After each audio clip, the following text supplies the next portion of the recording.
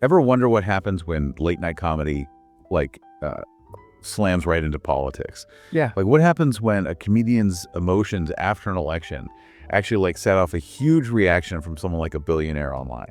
Well, it's definitely a story that shows just how much entertainment and social media and politics, all that stuff, is really all tied together now, especially after this 2024 election in the US. Welcome back to the Deep Dive, everybody. I'm Pedro. And I'm Claudia. We are ready to, totally break down this crazy intersection. We're going to unpack all the stuff that happened after Trump won. Like, we'll look at late night monologues and, those weird Twitter fights and all those cabinet appointments everybody's been talking about. Okay, so try to imagine this, right? Mhm. It's election night 2024. The results are finally in, and Donald Trump is the winner. So Jimmy Kimmel, the late night host, he's known for making political jokes, right? Well, he comes on stage and does this monologue, something we haven't really seen before. Yeah, it was really striking to see how emotional he was. You could tell he was shaken, even holding back tears at some points. He was so disappointed and worried about what was going to happen next. He even called out specific things that he thought were going to be negatively impacted by Trump winning, like things about women, and immigrants, healthcare, the climate. I mean, it was a whole range of issues. It was definitely not his usual funny self. It felt like he was just totally laying out his anxieties about where the country was going. Yeah, and that vulnerability, it really seemed to hit home for a lot of people watching, especially those who felt the same way.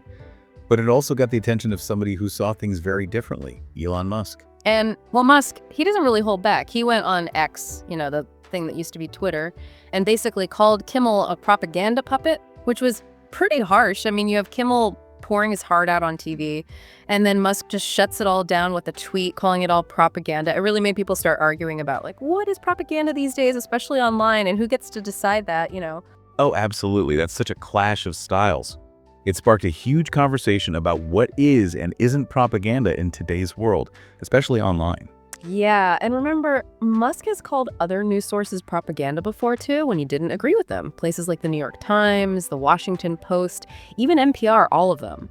Right. So is it just like, if you don't like something, does that automatically make it propaganda? It's kind of scary to think about, really. It definitely makes you think about how important it is to really understand the media and think critically about everything you see and hear online these days. And then, get this, Kimmel actually responded to Musk. He didn't just sit there and take it. He even used some humor to turn things around. At first, he just joked on his show, "At least my children like me." Oh, yeah. Classic Kimmel. Yeah. Taking the criticism and turning it into a self-deprecating joke. But then he went a step further and pointed out how ironic it was that Musk was calling him a propaganda tool when Musk himself paid people to vote for Trump. Right. That's what I mean. It's just deliciously ironic. They go back and forth, and it shows just how complicated all this political stuff is now, especially with social media. Oh, totally. It's a tangled web, that's for sure. And just when you thought it couldn't get any crazier, Kimmel brings up this old post from Trump himself, from Truth Social, where Trump talks about how Musk was a big Trump fan, a Republican who basically begged for help with his projects. Oh, wow. Yeah, it was wild. He even said that Musk offered to get on his knees and beg for support. So it's like, this is real life, but it's totally playing out like some kind of reality show. Totally. Plot twists, people changing sides, the whole thing. It shows just how much power and influence matter in politics and how fast things can change. And then, here's the kicker. Despite all that stuff Trump said about Musk before, they'd become pretty close since the election. I mean, we're talking frequently, visiting Mar-a-Lago, having dinner together, playing golf, even hanging out during calls with world leaders, apparently. There are even reports that Musk is giving Trump advice about who to put in his cabinet. I mean, talk about a turnaround, right? It went from drop to your knees and beg to golfing buddies. Crazy. It's a plot twist that not even Hollywood would think of. Yeah. And speaking of changing sides, let's talk about some of the people Trump's chosen for his cabinet. Oh, yeah, those pegs. People have definitely been raising their eyebrows about some of them, especially with all the baggage some of these people bring. Like Lee Zeldin, the guy Trump picked to run the Environmental Protection Agency. Zeldin's track record on the environment isn't exactly great, which makes this choice seem a little contradictory, to say the least. It's like putting someone who's known for ignoring the environment in charge of protecting it. Exactly. And then there's Tom Homan, the guy he picked for immigration. Homan was the one behind that family separation policy back when Trump was president the first time, which, That was a very controversial policy. It was condemned for being cruel and inhumane. Separating families at the border, that's a really dark part of recent U.S. history. And bringing back home in doesn't exactly make people feel like things are going to be different this time around. And let's not forget Stephen Miller, the guy known for his strong stance on immigration. He's back too, as the Deputy White House Chief of Staff. These appointments are definitely making a lot of people in certain communities worried, and it's understandable why they're concerned about what it all means for the future. It really gives you a sense of where this administration might be going, and it's creating a lot of anxiety and uncertainty, especially for those who could be directly affected by these policies. It's a reminder that elections have real consequences, and the people in power can make choices that affect the lives of millions. For sure. And speaking of people making waves, we can't forget about what Donald Trump Jr. did right after the election. He actually went on social media and mocked Ukrainian President Zelensky because Zelensky might lose U.S. financial support now that his dad is back in office. Right. And I mean, Zelensky is a symbol of resilience, right? He's leading his country through a war, and Trump Jr. is basically making fun of him. It's pretty jarring, to say the least. It really highlights the different values and priorities at play here. On the one hand, you've got Zelensky fighting for his country to survive, and then there's Trump Jr. engaging in what many see as petty political point scoring. It's almost like they're living in two completely separate realities with completely different ideas about what's important. It definitely makes you wonder about how America is being seen by the rest of the world. I mean, what does this say to our allies and our enemies about how committed we are to global stability and helping those in need? It's a lot to think about, and really we're just getting started. Stick with us as we dive even deeper into the unexpected outcomes of this election in part 2. Man, we just went through some pretty heavy stuff like late night comedy getting political, Twitter wars, and those wild cabinet appointments. It's a lot, you know? Yeah, it's true. The political scene can be pretty intense, especially after a big election like this. But, you know, even with all the craziness, there are still good things happening, moments where people come together.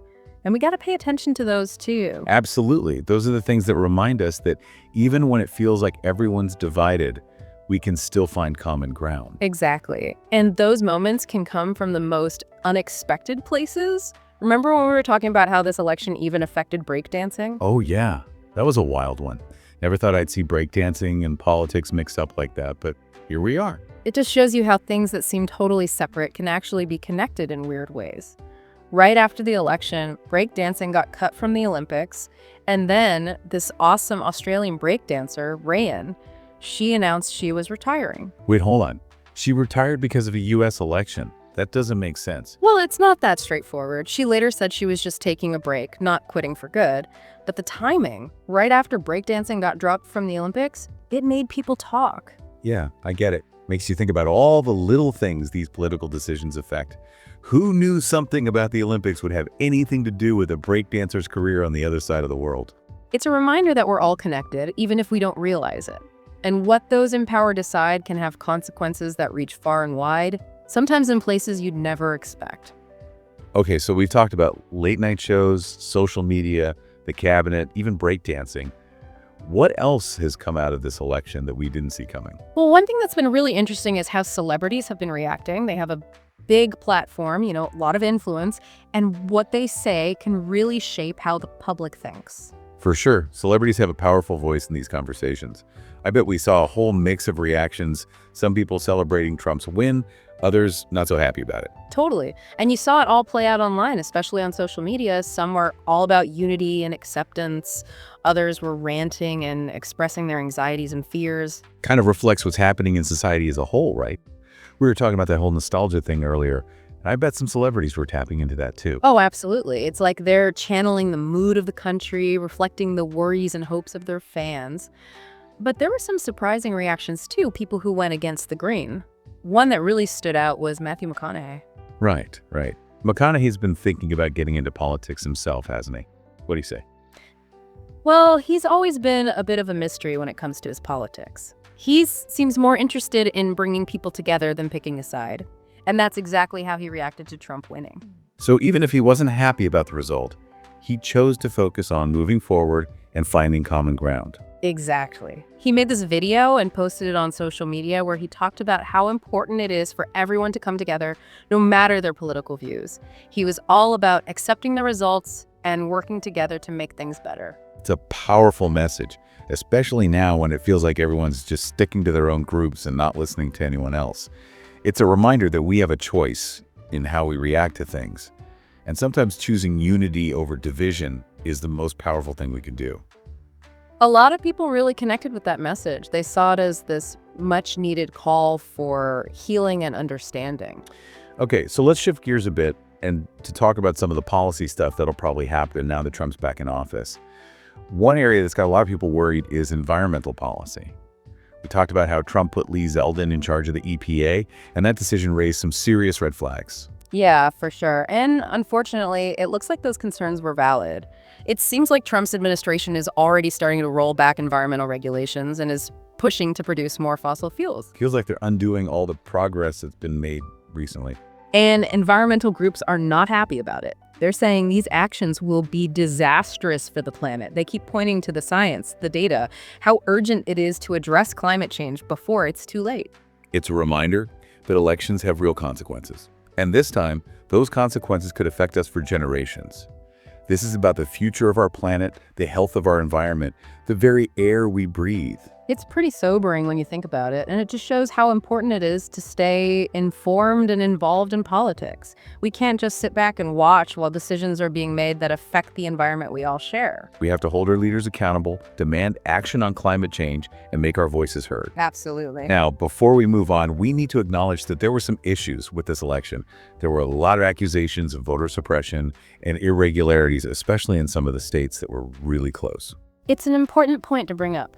Our elections need to be fair. That's crucial for a democracy to work. And when people start questioning whether the election was fair, it erodes trust in the whole system. Exactly. Even though courts and election officials mostly dismissed those claims, the fact that people are still talking about them shows that a lot of people are feeling distrustful and disillusioned. It's not a good sign, and we can't ignore it.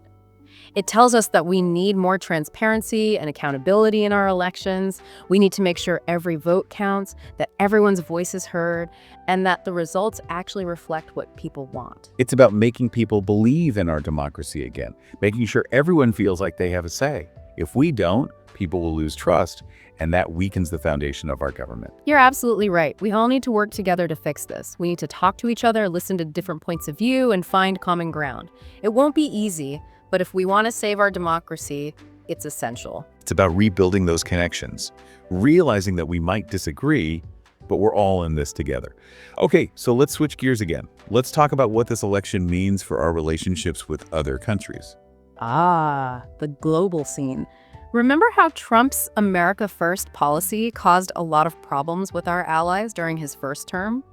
Well, it looks like he might keep doing things that way in his second term. It's a worrying trend for sure. His policies have pushed away our allies and given more power to countries like Russia and China. It's like he's changing the rules of the game on the world stage, but a lot of people aren't happy about the changes. Exactly. And because of that, those global alliances are weakening and things are becoming less stable around the world. We're seeing more conflicts, less ability to deal with big problems like climate change and pandemics, and everyone's just kind of on edge wondering what's going to happen next. It's like the whole world is holding its breath, waiting to see what Trump does next. And those unintended consequences we talked about earlier, they can pop up anywhere. You're right. Like with international trade, for example, all those protectionist policies Trump put in place, things like tariffs on stuff from China and other countries, they've messed up global trade, and now things cost more for everyone. It's like a trade war where everyone loses. Prices go up, businesses struggle, and in the end, it's the everyday people who are paying the price. Exactly. And it's not just regular people who are feeling it. Businesses, big and small, have been affected by these trade disagreements. It's created uncertainty, caused job losses, and slowed down the economy. So this election is having a big economic impact, affecting everything from how much we pay for groceries to how stable the global markets are. It's a reminder that politics and economics are totally intertwined. Absolutely. And the choices politicians make directly affect our wallets and how we make a living. We can't just sit back and watch this happen. We need to understand how political decisions affect the economy and speak up about it. It's about being informed, getting involved, and pushing for policies that are fair and sustainable. But let's not forget about the human side of all this. Ultimately, It's people's lives that are most affected by these political decisions. That's so important. It's easy to focus on the big picture strategies, the economy, global stuff, but we can't forget about the real people whose lives are being shaped by all of this. Exactly. Remember when we were talking about Trump's immigration policies? There's the potential for a lot of tension and division. But what does that actually look like for people on the ground? Well, for a lot of immigrants, it means living with constant fear and uncertainty. They worry about being targeted, detained, deported. They worry about their family's safety and whether they'll be able to build a life here. It's like this constant state of anxiety, never knowing what's coming next. And it's not just undocumented immigrants who are feeling it. Legal immigrants, even those who've been here for years, are facing more scrutiny and discrimination. It's true. It's like this atmosphere of fear that's spreading through society, making people feel like they don't belong and aren't safe. We can't turn a blind eye to that. It's a humanitarian crisis happening right in front of us. We need to find humane and compassionate ways to deal with this issue and recognize that immigrants are a vital part of American society. Couldn't agree more. Okay, before we finish this part of our deep dive, I want to bring up one last thing that's been affected by this election. Social media. We already talked about that whole Elon Musk and Jimmy Kimmel thing. Oh yeah, that was quite the show. It was like watching a drama unfold on Twitter in real time. It really showed how power works in social media, especially now that Musk is in charge of X. But that's just the beginning. Social media played a huge role in this election. For sure. It's like the modern day public square. It's where news, fake news, and everything in between all compete for attention. Right. It was used to share information, get people to vote, influence how people think, and unfortunately to make divisions even worse. And now that the election's over, there's a lot of discussion about what role social media should have in our society and how we can stop it from having negative effects. It's a conversation that's been a long time coming. We need to figure out how to hold these social media companies responsible for what's shared on their platforms. We need to protect people from harassment, misinformation, and hate speech. And we all need to be smarter about what we see online, learn how to separate truth from lies, and be careful not to get stuck in those echo chambers and filter bubbles that just keep feeding us the same stuff we already believe. It's a big challenge, but if we want to have a more informed and fair online world, we have to do it. A world where we can have real conversations, appreciate different viewpoints, and encourage critical thinking. Well said. And on that note, we'll wrap up this part of our deep dive. So we've gone through all the immediate stuff that happened after the election, like all the strong reactions, the political moves, and what it means for the rest of the world. But now I think it's time to, zoom out a little and look at the deeper changes that might be happening under the surface. I like that. It's kind of like we've been looking at the shaking from an earthquake, but now we need to understand what caused it in the first place. Exactly. We need to look at how this election is changing our culture, our society, like how it's changing what it even means to be American right now. It's about noticing those subtle shifts, those anxieties and hopes that people have, the things that are influencing our politics, our entertainment, everything. Okay, so what are some examples? Sure. What kind of cultural shifts are you seeing? Well, one that really sticks out is this whole surge of nostalgia. Think about Trump's slogan, "Make America Great Again." It's all about wanting things to go back to a time when they seemed simpler, better, even if that time maybe didn't really exist the way people remember it. Right, like people want that comfort of something familiar when everything feels so uncertain and everything's changing so fast. They look back at the past and only see the good stuff, wishing things were still that way, even if it wasn't that great for everyone. Exactly. And it's not just in politics. You see it in pop culture, too. Like all those old movies and TV shows coming back, vinyl records making a comeback, fashion from decades ago becoming popular again. It's this collective longing for a simpler time, a retreat to what feels safe when the world is so complicated and overwhelming. And it's not just about comfort. Nostalgia can also be about trying to figure out who you are again, connecting with a shared past. When things are divided and uncertain, people often look back at the past to find something they all have in common, something that makes them feel like they belong. So it's like a way for our culture to cope, to deal with all the rapid changes happening around us. In a way, yeah. But you have to be careful with nostalgia. It can be comforting and make you feel like you belong, but it can also make you ignore all the bad stuff that happened in the past. It's easy to romanticize a time that maybe wasn't so great for everyone. Right, like cherry picking the good memories and forgetting the bad ones. Which leads us to another big change happening. A lot of people, especially younger generations, are feeling disillusioned. Yeah, you're talking about millennials and Gen Z. They're growing up in a world that's so different from what their parents and grandparents experienced. They're facing challenges that older generations never even had to think about. Things like massive student loan debt, a job market that feels shaky, the reality of climate change staring them right in the face, and all those systems that are supposed to help them. The government, the economy, social safety nets, it feels like those systems are failing them. It's like they were promised a certain future, but that future is slipping away. And all this disillusionment is coming out in different ways. You see it in people not caring about politics, less interest in traditional religion, a rise in alternative ways of living and what people believe in. Like they're looking for new ways to understand the world, new things to believe in, new ways to build a future that actually reflects what they care about. It's a generation that's asking big questions, questioning how things are done and demanding something better. And they're going to get louder and more influential as they become a bigger part of society. Which brings up a really big question. What does all this mean for the future of America? That's the question, right? What we're seeing is a country that's changing, a society figuring out its identity, a democracy being tested like never before. It feels like we're at a crossroads, a point where the old ways aren't working anymore, and we have to face some hard truths about who we are and what we want to become. Exactly. The old ways are being challenged, the old stories aren't making sense anymore, and the old solutions just don't work.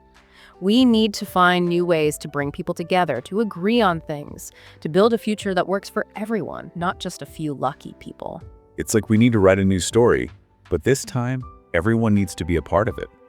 We have to listen to each other, try to understand where everyone's coming from, and find a way to move forward together. Absolutely. We need to be okay with things being complicated, recognize that there are a lot of different voices and experiences, and remember that our strength comes from being united, not divided. It's a huge challenge, but it's also exciting. We're at a turning point in history where we have the chance to change our society, redefine what we believe in, and build a future that's more fair and just. This election, and everything that's happened since, has been a wake-up call. It's a reminder that we can't just sit back and do nothing. We need to actively participate in creating the future we want. We need to be willing to have tough conversations, question what we believe, and step outside our comfort zones. It's not enough to just watch things happen. We need to understand why they're happening and then use that knowledge to build something new and better. I love that. It's about realizing that we're all part of a bigger story, a story that's still being written, and what we decide to do now will affect how that story goes for generations to come. So it's not about predicting what's going to happen, it's about making it happen. And that starts with each and every one of us. This deep dive has been a journey, looking at the political side, the cultural side, even the personal side of things. We've explored the shockwaves from the election, how they've rippled through society, and those deeper changes that are reshaping our world. But it's really just the beginning of a much bigger conversation. And we hope you, our listeners, will keep that conversation going. What really stuck with you? What questions are still on your mind? How will you face the challenges and take advantage of the opportunities that are coming our way?